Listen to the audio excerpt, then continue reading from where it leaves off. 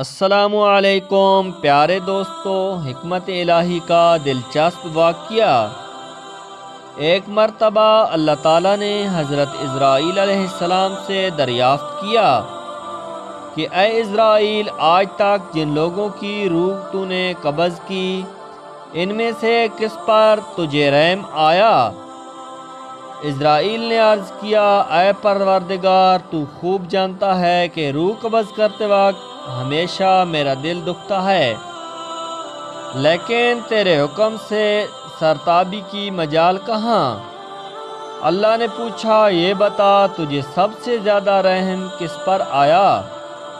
الہی، ایک موت ایسی ہے جو بھلائے نہیں بھولتی، اور وہ غم ایسا ہے جو تنہائی میں بھی میرے ساتھ رہتا ہے۔ ایک کشتی مردوں اور عورتوں سے بھری ہوئی سمندر میں سفر کر رہی تھی۔ تو نے حکم دیا، اس کشتی کو فنا کر دے۔ میں نے کشتی کو پاش پاش کر دیا۔ تو نے فرمایا، سب مردوں اور عورتوں کی روحیں قبض کر لے، لیکن ایک عورت اور اس کے نوزائیدہ بچے کو چھوڑ دے۔ میں نے اس حکم کی بھی تعمیل کی، سب کی جانیں قبض کر لیں، ایک بہتے تختے پر ماں اور اس کا بچہ رہ گیا، اور پھر وہ تختہ سمندر کے کنارے پر پہنچ گیا۔ میں اس ماں اور بچے کی جان بچانے سے بہت خوش ہوا، لیکن پھر تیرا حکم آیا، اے اسرائیل علیہ السلام، جلد ماں کی روح قبض کر اور بچے کو اکیلا چھوڑ دے۔ اے باری تعالیٰ، تو خوب جانتا ہے، یہ حکم پا کر میرا کلیجہ کانپ گیا تھا۔ مجھے اس شیرخوار بچے کو اس کی ماں سے الگ کر کے جس قدر تکلیف پہنچی تھی، اب اس واقعہ کو ایک مدت بیت چکی ہے، لیکن وہ بچہ برابر یاد آتا ہے۔ اللہ تعالیٰ نے فرمایا، کیا تو جانتا ہے کہ وہ بچہ اب کہاں ہے اور کس حال میں ہے؟ اللہ نے فرمایا، اے اسرائیل علیہ السلام، سن، جب تو نے ماں کی روح قبض کی اور بچے کو تنہا چھوڑ دیا، تو ہم نے سمندر کی ایک موج کو حکم دیا کہ اس بچے کو احتیاط سے ایک ویران جزیرے میں ڈال دے۔ اس جزیرے میں ایک سرسبز اور گھنا جنگل تھا، یہاں صاف شفاف میٹھے پانی کے چشمے بہتے تھے اور بے شمار پھلدار درخت تھے۔ اس جزیرے پر ہم نے اپنے فضل و کرم سے محض اس بچے کی خاطر لاکھوں خوشنما اور حسین پرندے بھیجے، جو ہر وقت چہچہاتے اور نیا رنگ لاتے۔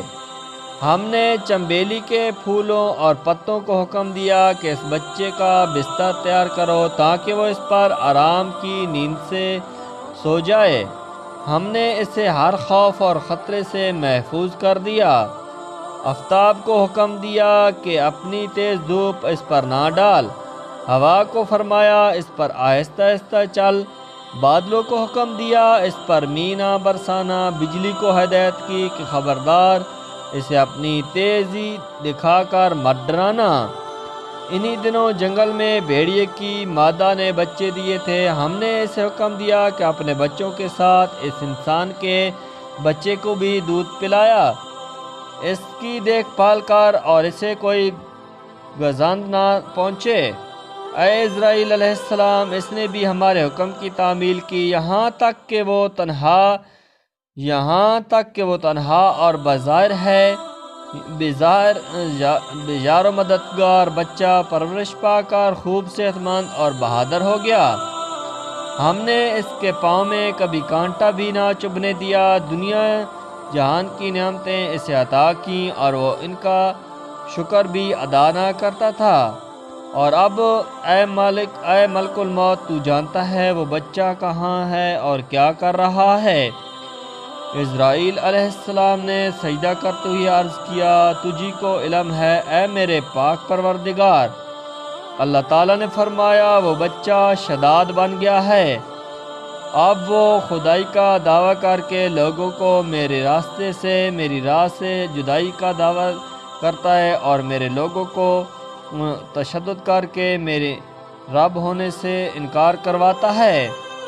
تو پیارے دوستو، بے شک اللہ زبردست حکمت والا اور مہربان ہے۔